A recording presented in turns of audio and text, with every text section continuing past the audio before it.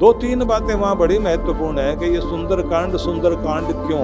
8 सुंदर चीजें करने के बाद हनुमान जी वापिस लौटे, इसलिए वो सुंदरकांड है। सुंदरकांड में एक बात तो यही है कि सुंदर पर्वत से यात्रा शुरू की हनुमान जी ने और जगाया जामवंत ने, जागृत हो गए तो उसके बाद में सूरसा राक्षसी मिली उनको, इतना बड़ा मुंह फैला लिया। आपके सामने भी बहुत चैलेंज आते हैं जो आपको संसार के भोग आकर्षण इतना बड़ा मुंह फैलाएंगे, आप अपना आकार बढ़ाओगे, ताकत लगाओगे, ये भी हो जाए वो भी हो जाए, ये भी कर लो। बाबा तुलसी ने तो यहाँ तक कह दिया कि हनुमान जी ने आकार बढ़ाते बढ़ाते आखिर में अपने आप को मच्छर जितना छोटा कर लिया। आर पार गए, सूरसा को लात मारकर गिराया। 2-3 बातें वहां बड़ी महत्वपूर्ण है कि ये सुंदरकांड क्यों का। सुंदरकांड इसलिए है कि जिस उद्देश्य के लिए गए, माता सीता का दर्शन हुआ।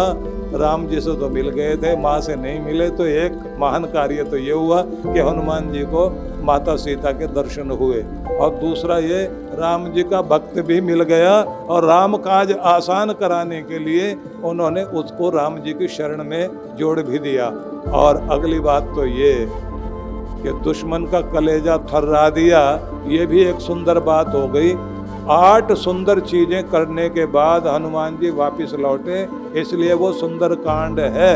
आपको भी ये ध्यान रखना, आपके सामने कितनी भी बड़ी बड़ी चुनौतियां आ जाएं, उन चुनौतियों को इस तरह से हिला डुला करके आओ जैसे हनुमान जी ने किया। विश्वास भी दिला दिया माता सीता को, सीता माता के दर्शन भी हो गए, राक्षसियों को भी हिला दिया, रावण को भी हिला दिया, डर को डरा दिया और लंका के माथे पर कालिक पहुंची और साथ में विभीषण को भी जगा दिया।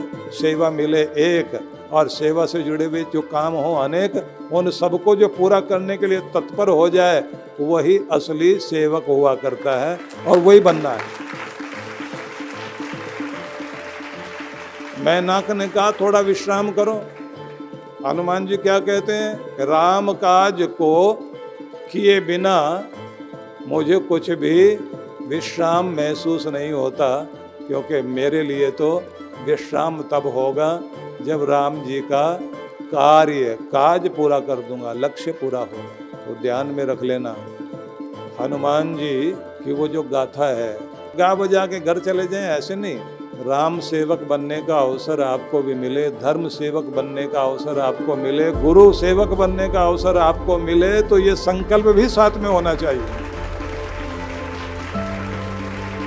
कि अब हम भी, अच्छा हनुमान जी की अपनी आवश्यकताएं तो होंगी या कोई उनकी जरूरत होती नहीं थी। जितने भी दुनिया में वे सब हुए जिन्होंने युग को परिवर्तित किया, उनका भी घर परिवार था, उनका भी एक जीवन था, उनकी भी अपनी आवश्यकताएं थी। लेकिन जो बड़े काम में लग जाता है, उनके छोटे छोटे काम और छोटी छोटी चीजें वो तो कुछ होती ही नहीं, उनको पूरा करने का कार्य तो वो करता है। इसलिए भगवान स्वयं कहते हैं, योगक्षेमं वहाम्यहम्, तू मेरा होकर देख, तेरे लिए क्या मिलना चाहिए वो भी मैं दूंगा, और जो तुम्हारी सुरक्षा होनी चाहिए वो भी जिम्मेदारी मेरी है। इसलिए भगवान कृपा करेंगे, एक बार उनका होने का संकल्प करना चाहिए।